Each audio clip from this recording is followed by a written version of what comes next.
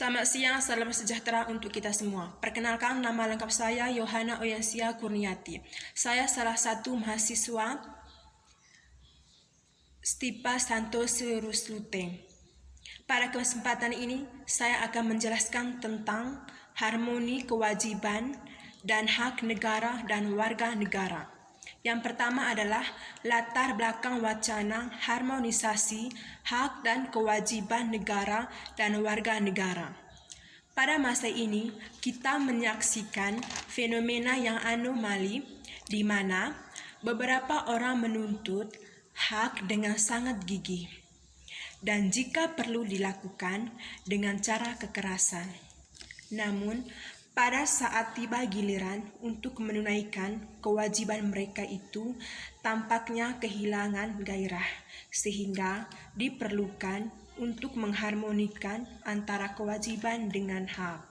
Kedua, menjelaskan tentang latar belakang dan historis, sosiologis, dan politik dari harmonisasi hak dan kewajiban negara dan warga negara. Yang pertama, sumber historis. Awal mula.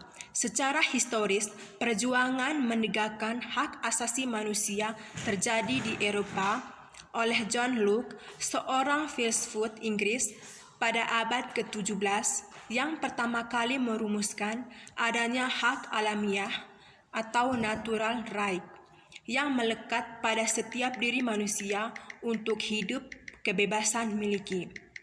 Yang ke-B, Magna Carta pada tahun 1215. Piagam perjanjian antara Raja John dari Inggris dengan para bangsawan, yaitu pemberian jaminan beberapa hak oleh Raja kepada para bangsawan beserta keturunannya sebagai balasan atau bantuan biaya pemerintah yang telah diberikan oleh para bangsawan. Yang ke-C, Revolusi Amerika pada tahun 1276. Perang kemerdekaan rakyat Amerika Serikat melawan penjajahan Inggris untuk menjadi negara merdeka. Yang ke-D, Revolusi Prancis pada tahun 1789. Bentuk perlawanan rakyat Prancis kepada rajanya sendiri. Terus yang kedua, sumber sosiologis. Gejala sosiologis. Berbagai gejolak dalam masyarakat yang sangat memprihatinkan, yakni munculnya karakter buruk yang ditandai kondisi kehidupan sosial budaya kita yang berubah sedemikian drastis dan fantastis. Yang ke-B, sosiokultural animosity. Gejolak dalam masyarakat saat ini akibat munculnya kebencian sosial budaya terselubung yang bersumber dari perbedaan ciri budaya dan perbedaan nasib yang diberikan oleh sejarah masa lalu, sehingga terkandung unsur keinginan balas dendam. Yang ke-C, Orde Baru tumbang. Setelah Orde Baru, muncullah oligarki di mana kekuasaan terpusat pada sekelompok kecil elit, sementara sebagian besar rakyat tetap jauh dari sumber-sumber hak atau kekuasaan. Yang ke-D, Indonesia Baru. Indonesia Baru harus dibangun dari hasil perombakan terhadap keseluruhan tatanan kehidupan masa lalu. Ini dari cita-cita tersebut adalah sebuah masyarakat sipil demokratis yang mampu mengharmonikan kewajiban dan hak negara dan warga negara. Ketiga, sumber politik. Proses dan hasil perubahan Undang-Undang Dasar NKRI 1945 yang terjadi pada masa era reformasi. Pada awal era reformasi, pertengahan 1998, muncul berbagai tuntutan reformasi di masyarakat. Tuntutan tersebut disampaikan oleh berbagai komponen bangsa, terutama oleh mahasiswa dan pemuda. Salah satunya itu tuntutan untuk mengamandemen Undang-Undang NKRI 1945 karena amat berkaitannya dengan dinamika penghormatan dan penegakan hak asasi manusia di Indonesia. Yang ketiga, esensi dan urgensi harmonisasi hak dan kewajiban negara dan warga negara. Yang pertama, agama. Negara menjamin kemerdekaan tiap-tiap pendukung untuk beragama. Yang kedua, pendidikan dan kebudayaan, upaya mencerdaskan kehidupan bangsa. Yang ketiga, perekonomian nasional dan kesejahteraan rakyat. Penerapan asas kekeluargaan dalam perekonomian nasional untuk memberikan manfaat bagi rakyat banyak. Yang keempat, pertahanan dan keamanan. Pelaksanaan Sihankah Marta TNI dan Polri sebagai komponen utama dan rakyat sebagai kekuatan pendukung. Terus yang keempat, pengaturan status, asas dan syarat warga negara sesuai amandemen Undang-Undang Dasar NKRI 1945.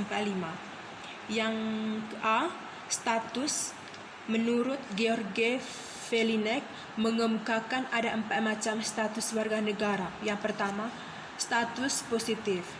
Warga negara diberi hak untuk menuntut perlindungan pada negara.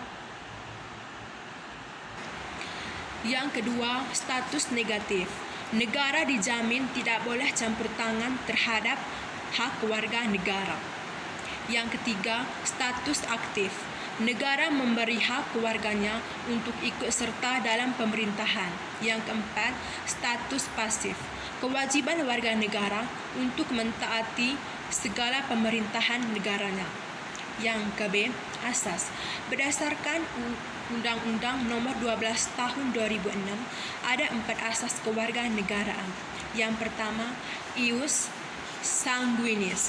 Asas ini menentukan kewarganegaraan seseorang berdasarkan keturunan, bukan berdasarkan negara tempat kelahiran. Yang kedua, ius soli. Asas yang menentukan kewarganegaraan seseorang berdasarkan negara tempat kelahiran. Yang diberlakukan terbatas bagi anak-anak sesuai dengan ketentuan yang diatur oleh undang-undang tersebut. Yang ketiga, kewarganegaraan tunggal. Asas menentukan suatu kewarganegaraan bagi setiap orang. Yang keempat, kewarganegaraan ganda terbatas.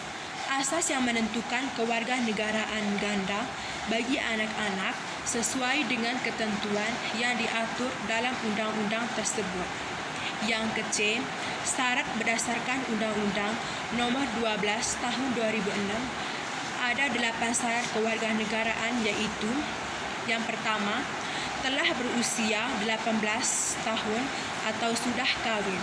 Yang kedua, tidak pernah dijatuhi pidana karena melakukan tindak pidana yang diancam dengan pidana penjara 1 tahun atau lebih. Yang ketiga, pada waktu mengajukan permohonan sudah bertempat tinggal di wilayah negara Republik Indonesia paling singkat 5 tahun berturut-turut atau paling singkat 10 tahun tidak berturut-turut. Yang keempat, jika dengan memperoleh kewarganegaraan Republik Indonesia tidak menjadi berkewarganegaraan ganda. Yang kelima, sehat jasmani dan rohani. Yang keenam, mempunyai kepercayaan atau penghasilan, mempunyai pekerjaan atau penghasilan tetap. Yang ketujuh, dapat berbahasa Indonesia serta mengakui dasar negara Pancasila dan Undang-Undang Dasar Negara Republik Indonesia tahun 1945. Yang kedelapan, membayar uang kewarganegaraan ke kas negara. Yang kelima, tentang pemahaman pajak dan manfaatnya sebagai satu kewajiban utama warga negara terhadap negara. Uang pajak yang dibayarkan oleh wajib pajak langsung masuk ke rekening kas negara untuk pajak pusat dan rekening kas daerah untuk pajak daerah. Pada pajak pusat melalui Undang-Undang Anggaran Pendapatan dan Belanja Negara atau APBN. Penerimaan pajak pusat dialokasikan untuk membiayai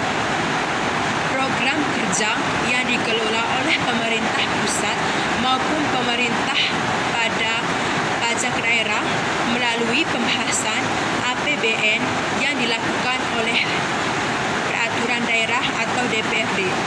Penerimaan pajak daerah dialokasikan untuk membiayai program kerja pemerintahan daerah.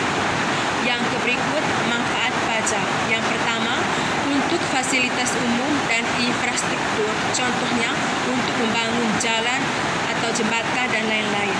Yang kedua, subsidi pangan dan BBM. Yang ketiga, transportasi modal. Yang berikut, pelayanan kesihatan. Yang berikut, pendidikan. Yang berikutnya, pertahanan dan keamanan, kelestarian lingkungan hidup. Sekian dan terima kasih.